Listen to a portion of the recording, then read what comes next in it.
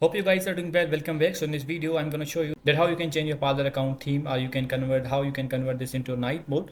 So let's start. So first of all, what we have to do, simply we need to go to the Parler account, and after that we have to click on the profile icon.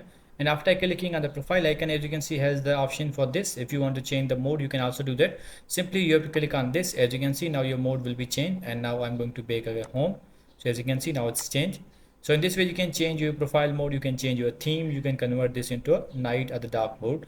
I'm going to go back again profile, and if you want to convert this again, you have to click on this, and now it will be converted. So as you can see, now it's done. I'm going to home section again. So as you can see, now it's changed. So in this way, you can change this. Let's click on this again. If you want to log out from the Parler account, you can also do that. As you can see, you will be able to see the logout option here. You have to click on this, and after clicking on this, your account will be logged out. So in this way, you can change your theme and log out from your Parler account. I hope you guys understand this video, that how you can do this. So see you guys in the next video.